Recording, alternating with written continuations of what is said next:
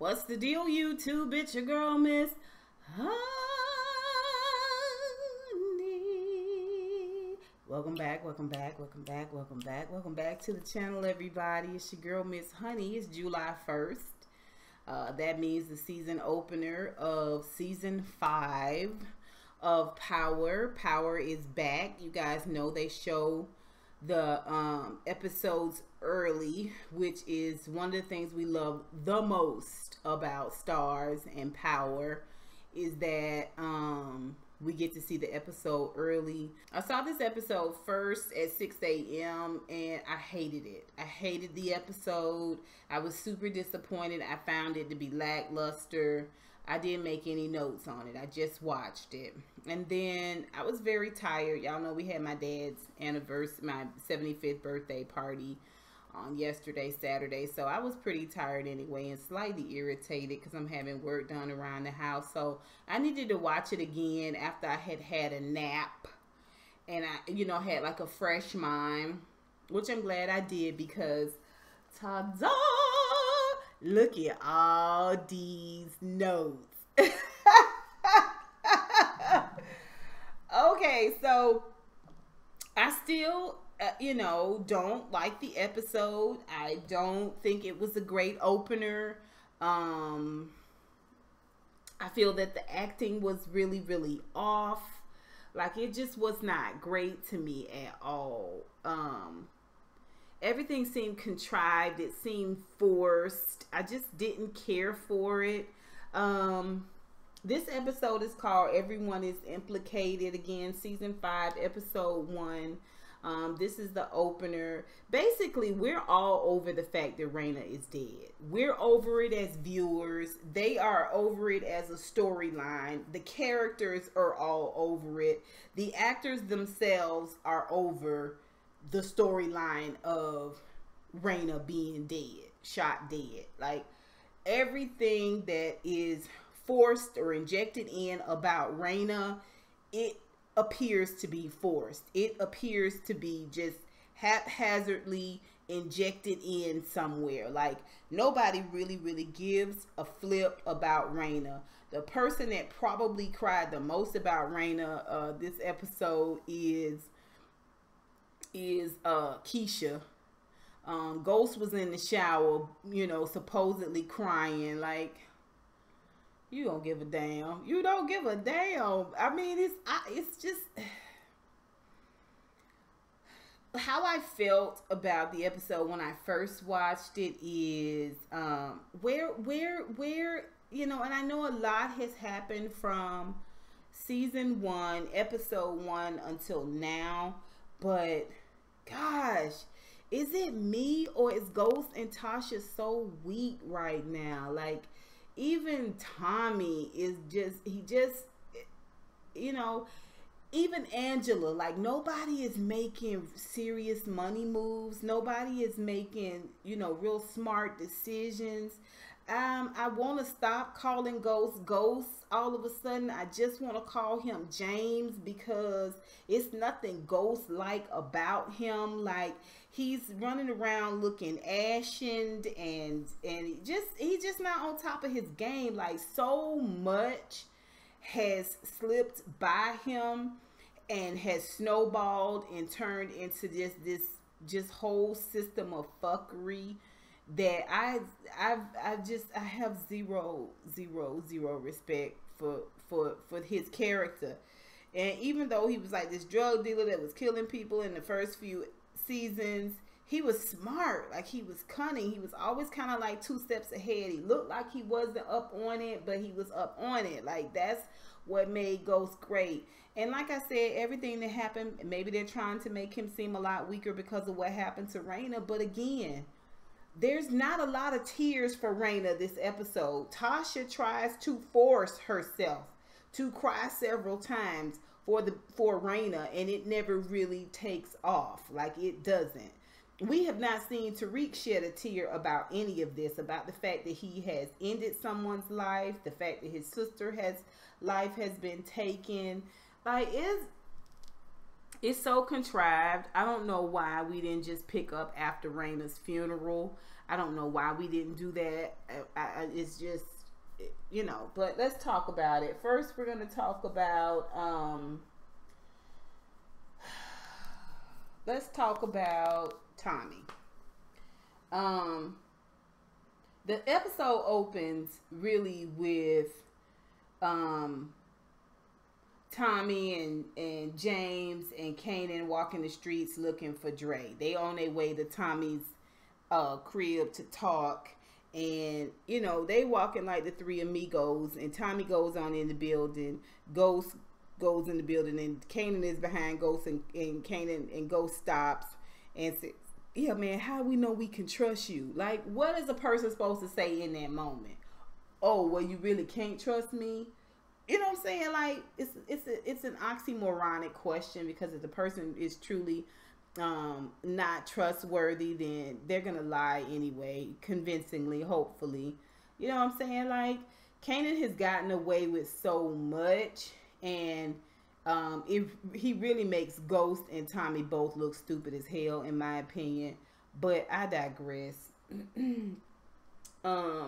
We see that they have devised a plan to try to sort of ambush Dre and Cristobal, and you know it falls flat. Tommy also, after that falls flat, he decides that he is going to, as Teresa's son, he's going to get the Italians involved. And not only is he going to use the Italians to move 75% of the weight, but against his dad's buddy's wishes, he includes Vince, who's the Italian boss. He includes some of his hitters in trying to kidnap Dre and bring Dre so he could kill Dre. And they said, we don't do nothing without going through Vince. And he just right there convinced them, oh, you just gonna let Vince. I was like, they ended up dead anyway, which is what they was gonna end up anyway when Vince found out that they did a job without him, without his permission. Tommy is not allowed to sit on the front row at the funeral. He sort of takes that all in stride.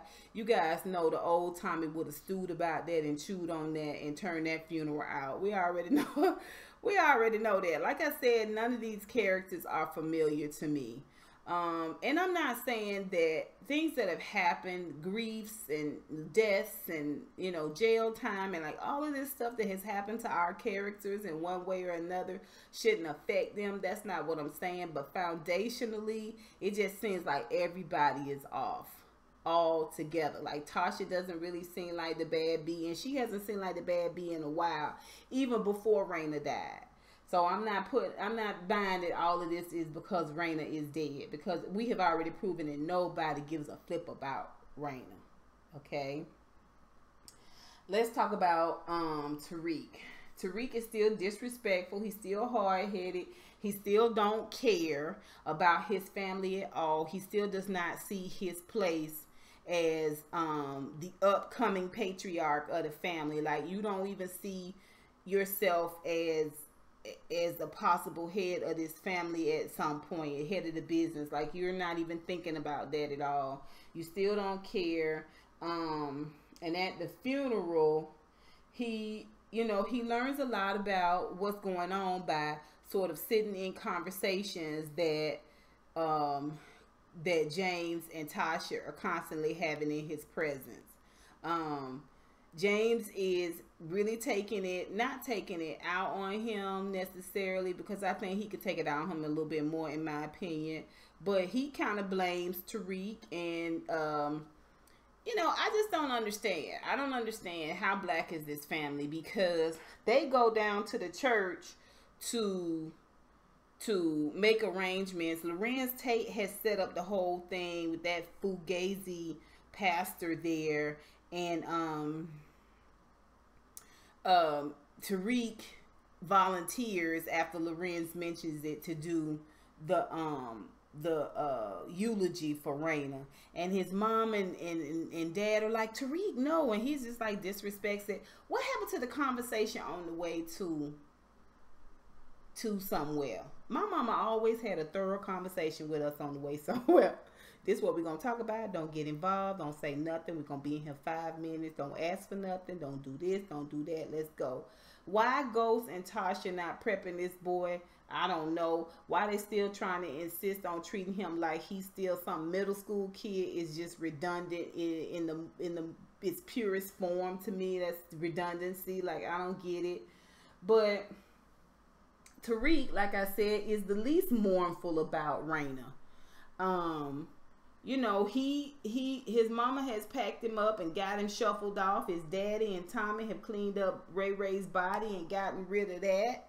And Kanan is still supposedly his friend. He's still friends with Dre. Dre called him because when he go around the corner and see all the police at Ray Ray's hideout spot, he immediately calls Dre, and Dre just picks up the phone and says, I can't talk right now, and hangs up. When he decides he's going to do this eulogy, it's against his parents' wishes. Okay, while they were sitting there in the funeral, he hears a conversation, a quick little conversation that Tommy gives James about Dre. And he makes up in his mind then, ooh, it's raining. He makes up in his mind then that he is going to let Dre know. So again, nobody gives a freak about Raina. Nobody really cares about Raina. They got that little baby there. That funeral was so boo. That choir, ugh, whatever. We're gonna talk about it. He gets up there and does 2 or 3 lines, fakes a cry, and runs off. He won't even give that girl a eulogy. He's so busy trying to warn Dre that his daddy and Tommy is coming that he can't even finish the eulogy for his sister. Now you tell me if anybody gives a freak about Raina. No one does. Even the little baby sitting there, like, no one cares. Keisha cried more than anybody about Raina. No one else is really emotional about Raina at all. I don't even know why we brought Raina into season 5, but let's move forward. So, that's Tariq. Like I said, him and his daddy had a big blow up, and you know, he's still lying. He's still covering up for Dre and for Kanan. His daddy feel like this is all Dre's fault, and his mama feel like this is all Kanan's fault. But because he's still hiding and you know, trying to be grown, he's still not being forthcoming. Even though it got his sister killed and led to him killing somebody and led to him being kidnapped and people who kidnapped him being killed in front of him, like, he's still not getting it, and it's frustrating as heck. You know, I mean, that little frog-eyed dry look that he give, I'm just, y'all know how I feel about Tariq. Yeah. Okay, so let's move on from Tariq. We did Tommy. Let's talk about Tasha. Tasha starts her episode out with feeding Keisha a lie. If the police ask you about us, we've been here all night. But why? Why, Tasha? Tell me why. What's going on? Have you seen Tariq? Have you talked to him? I have not talked to Tariq since y'all came in. I have not seen him since y'all came in. Well, girl, I mean, will the police want to talk to me? I'm sure they won't want to talk to you, girl. Like, I was just like, Tasha, where's season 1 Tasha at? Like, oh. Anytime you go into something trying to give people the lie to tell, like, it's crazy. Anyway, after being threatened by Angela, she tells Angela about what Tariq did, because Angela is saying, I'm gonna have to lock all y'all up, you Ghost, because everybody thinks Ghost killed Ray for Raina. They don't know that Tariq did it until she just cleared it up for Angela. Now, I don't know if anybody else feels like this is some sort of sister wives type thing, but Angela and is just as corrupt and shady as Tasha and just as much accountable for what's going on, the crimes that's going on, as Tasha and James. She is constantly inserting herself in the situation. She is literally obsessed with the St. Patrick's, and I believe it's because James is not giving her the one-eyed wonder weenie anymore. She doesn't really have a lot to focus on at all. Except the St. Patrick's, you know what I mean? Like, you've been caught at the... Anyway, I digress. We're talking about Tasha. So when she low-key threatens to lock them all up, like I said, Tasha tells her about Tariq. And then we see just a small hint of season 1 Tasha when she convinces, she talks Angela into destroying the gun, because Angela said there's a bullet hole in the wall at Ray Ray's, and it probably is going to be that 38, that gun that she had when they came and raided the house. When they locked Ghost up, they raided the house and confiscated a bunch of stuff. The 38 is one of the things that they confiscated. It was her gun, I think, that Tariq used to kill Ray Ray. So she's trying to talk Angela into going and deleting the gun off of the evidence list. Now, I just don't understand. I don't understand why Angela has been leveled up. Why you still doing this? I don't understand why Tasha is still talking to Angela like she trustworthy. You know what I'm saying? And she actually has a little bit of fear for Angela. Now, Angela is still very self-righteous and looking down on her. You can see in Tasha's, Naturi Naughton's face, when she makes a comment about her being an accessory. You're making me accessory to your crime. And she was looking at her like, bitch, everything, okay, that has happened, you have been a part of it. In one shape, form, fashion, or another. You have been a part of it. So, yeah, miss me with all of that. Let's see, what else? Tasha is allowing Ghost to kind of dictate and take over and overtalk her and overshadow her. Now, maybe this may be her, I just lost my daughter, I just lost my child. She mentions a couple of times, I had 3 living children. That was back when I had 3 kids. And I'm trying to hold my family together after losing my daughter. Like, it's, again, nobody really cares about Raina. Nobody ever did, and they still don't. But it's how she's pushing along this narrative that she needs to sort of save Tariq and her family for the remaining kids. We see at the funeral that, again, you know, they've gone back and forth, her and Ghost, about, you know, Raina and Tariq, and you weren't here, and it's all your fault, and this is your yada yada yada. Still, she never tells him about Angela. She never tells him about what she has, the conversation that she's had with Angela about this gun, about this bullet hole in the wall. She, you know, then when Angela still has not gotten the gun off, taken the gun off the list, she talks to Angela again and kind of verbally strong arms her and talks her into going ahead and deleting it. We see that she has basically, she left the gravesite. She said she couldn't watch them put her in the ground after the funeral. Again, that funeral was so contrived. It was so boo. That whack choir singing, like, it was just, nobody cares about Raina. No one gives a damn about Raina. It wasn't nice. It wasn't nice. It wasn't pretty. It wasn't beautiful. It was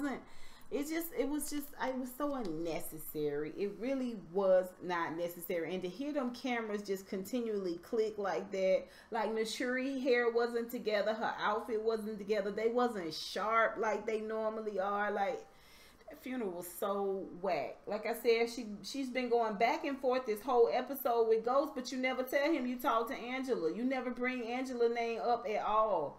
I don't understand that. Like I said, you done left the gravesite. Now you done left the repast, and you see Legal Shield. Now Legal Shield at the funeral. You see, you know, snuck out the repast, and you standing there talking to Legal Shield, and he think it's all Ghost, and he wants to help you get from under the thumb of Ghost. He don't even realize y'all built this empire together. that y'all both criminally responsible. Like he's unaware of all of that. Your mama come down the stairs and catch you kissing the man. Like everybody is so sloppy. Everybody is bleeding outside of the circle. Like these are not our season 1 characters. Not even foundationally. Just how they're moving is just so whack. And it's been this way for like, I would say roughly the last 2 seasons or so. We have seen our characters just fall all the way off. And it is really, really a problem. She's convinced Keisha to lie. Keisha has already agreed. Keisha's, like I said, is the saddest about. Even Tasha's mama, she don't seem that sad about Raina. So yeah. So let's move on to Angela. Angela's still dirty. She's still in deep. Okay. She's so busy sneaking around Ray Ray's and trying to handle stuff. Now that's not even your position anymore. Like you supposed to be like the head and over and like you don't go to crime scenes and track around with your red bottoms through the blood. She on top of the roof just reeling at everything that's going on. Like you have tried to lock this man up, okay, on some faulty stuff. Okay, now he didn't kill plenty of people, but he didn't kill the person you claiming that he killed. Okay, now you acting like it is just blowing your mind that this man is dead and you think that Ghost did it, and you are just like on top of the roof, just like the police are looking for her. They're trying to talk to her. They're trying to get her to give a statement since she found the bullet hole in the wall and all of that. Like she out there doing a full-on investigation. Meanwhile, a cop has been shot. It's in a dirty way, so IA is there. And they happen to, this woman, Blanca, y'all know any woman is going to be an issue. Okay, this woman, I.A. Blanca, I think her name is Blanca.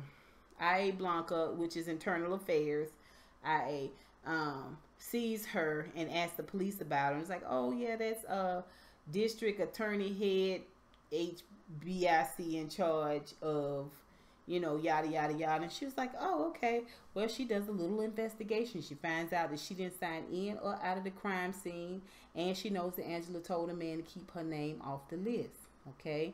Now, while she was Angela is at Ray Ray's doing stuff she ain't got no business doing.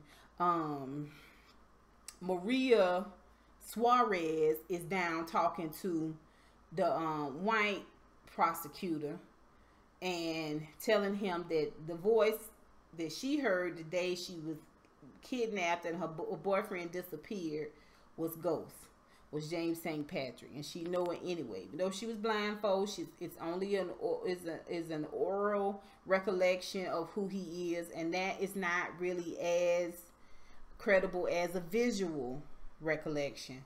So he's talking to Mark about it. He don't want to include Angela, but the black chick that brought Angela on board as HBIC, she wants her to at least weigh in opinion-wise on it, which is not right. It's absolutely not right. She shouldn't be anywhere near that situation at all, especially after she tried to lock Ghost stuff on some faulty stuff. But this lady act like it's copacetic, but then turns around and acts like when she asked Angela why she didn't answer the phone when I called you, like, where was you? What was you talking about? She didn't really trust what Angela was saying, and she told him to keep Angela out of it when she walked out of there because something is going on. I'm like, something was always going on. Something was going on when you put her in that position. Like, come on, get it together. Angela trying to take Mark out. Anyway, I could not believe she even remotely considered getting rid of that gun. And like Tasha said, you gonna do it. You gonna do it because you still love Ghost. That's why you gonna do it. And we all know it. We all get it. I mean, the boy is fine. He is fine. And they had some hot sessions. Okay, they had some hot sessions. And I low-key miss it. That's all I'm saying. I low-key miss their sessions is all I'm saying. So you know, you got the IA Blanca come in and she asked you what you were doing and asked you a couple of questions, and you clearly blow her off and tell her you got a meeting and send her on her way because you don't want to answer any of her questions.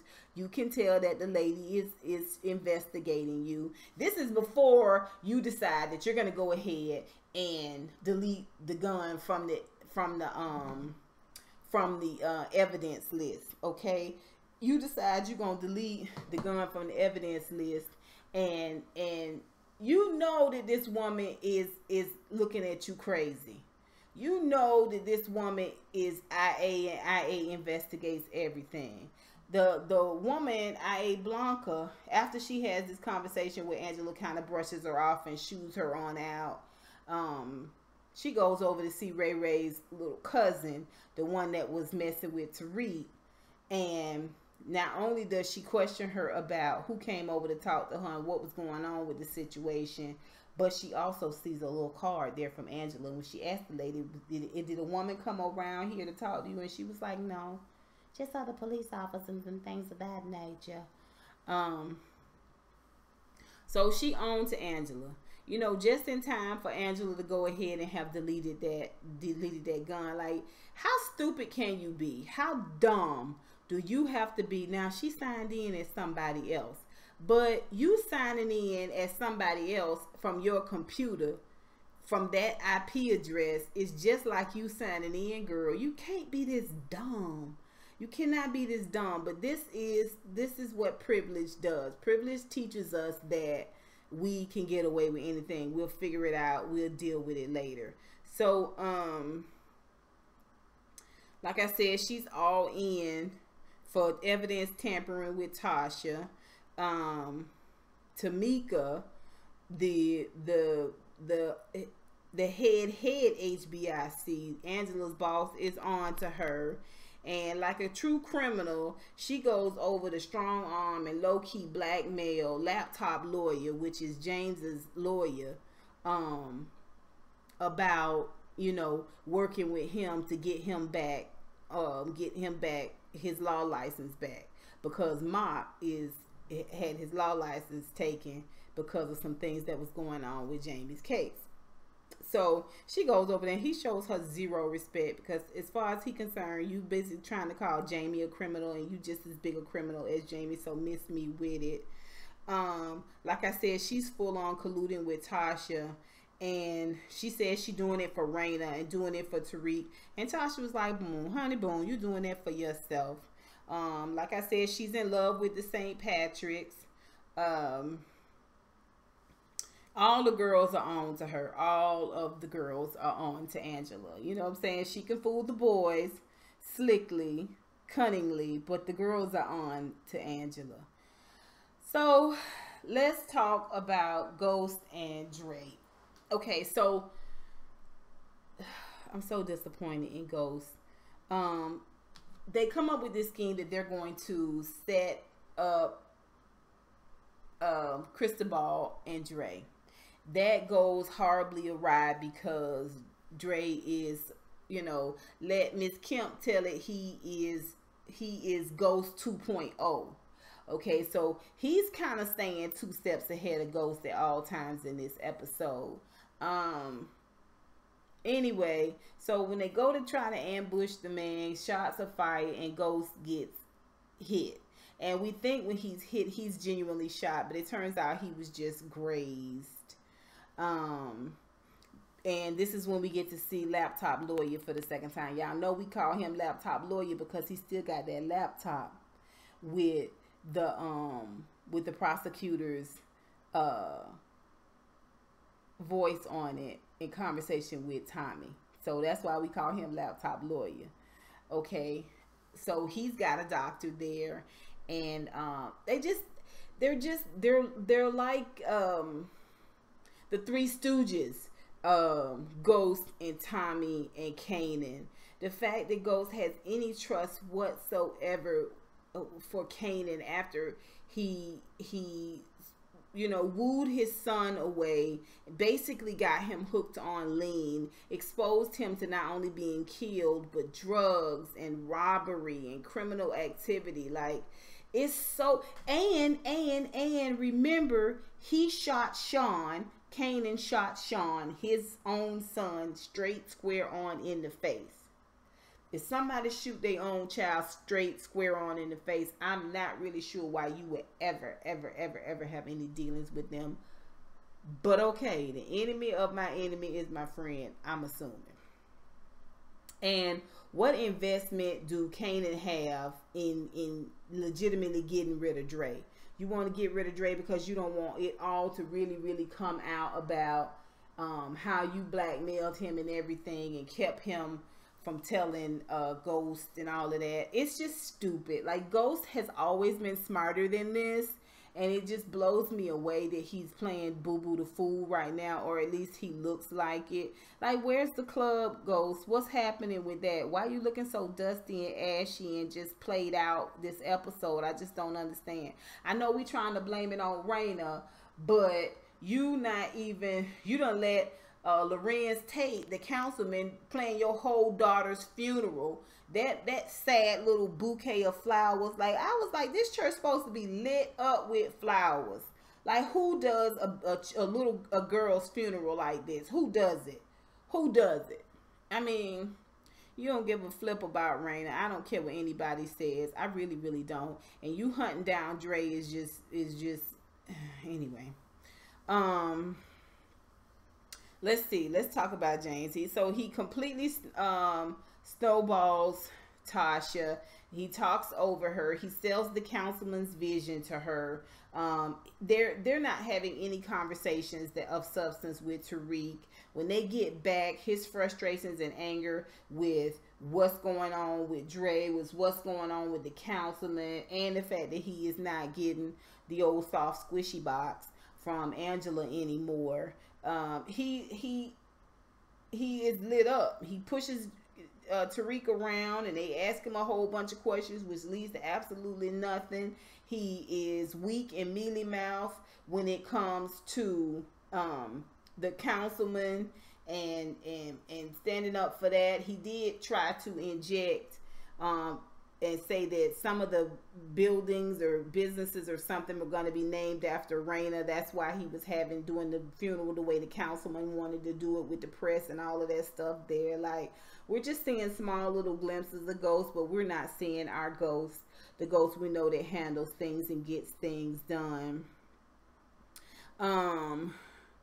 You know, like I said, what's the point in the car ride over? Like, he's not even briefing Tasha with what's going on in the whole situation. He's not briefing Tariq. Tariq is not a child anymore. I'm not really sure why you're not bringing him in line to a certain degree.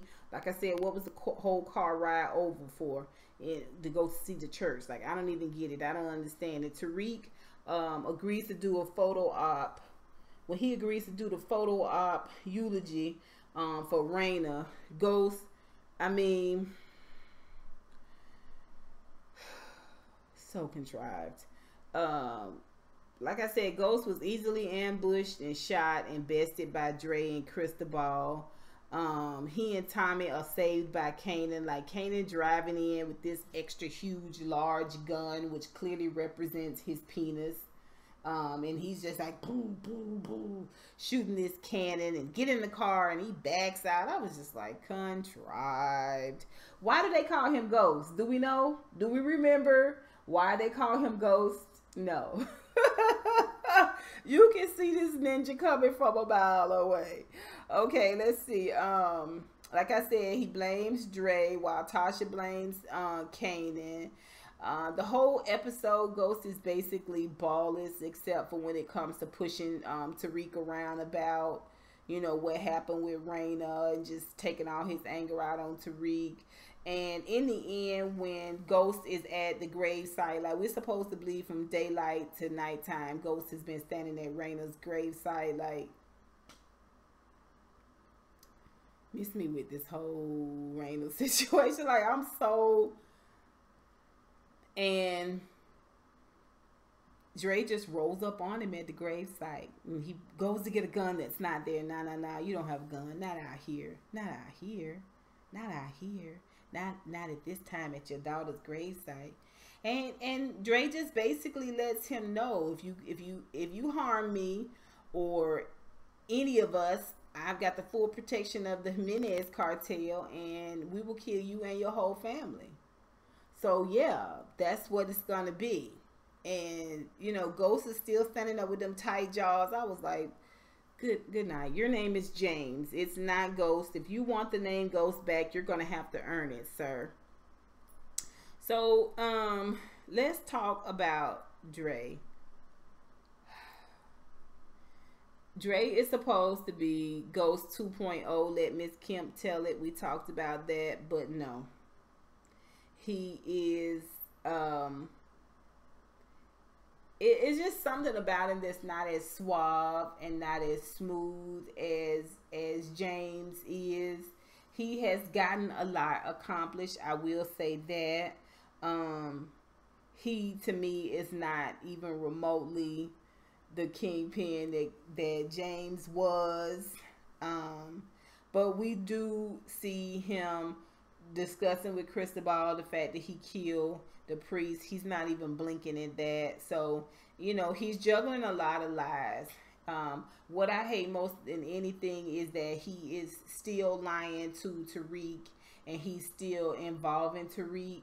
And to me, that's one of the number one reasons why Dre has to go. Let's see. So Alicia and the other dude that he's trying to go into business with, they don't want no drama. They don't want no drug war. They don't want all that stuff. They're not about that life. So he's trying to find a way to take on Tommy and Kanan and James without it being their issue. Like not involving themselves. And it's all very rushed. Like it all happens really, really, really fast. I don't know. It just, when Tariq sends him the text to let him know, but he gets out of it successfully.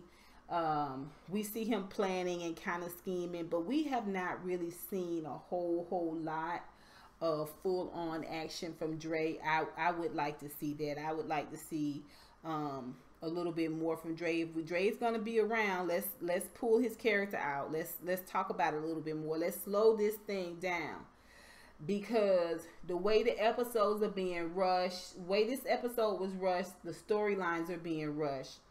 The way people are just kind of sold out to do whatever, it's giving me a real Empire type tease, and I'm not okay with that. Y'all tell me what y'all think about this episode.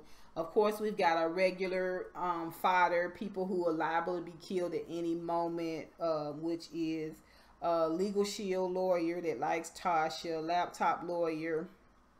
Of course, he's always there to be fodder.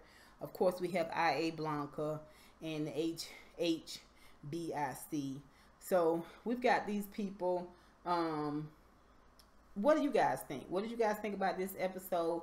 You guys think it was a banger? I just don't see it. I don't see it. I think we need to step our game up with Power. I really, really do. Or this is going to be an angry set of reviews this season. You've been warned. Okay, you guys, that is it for me. Thank you so much for tuning in to this review/recap. Until next time, honeybees. Mwah, mwah, mwah. Holla.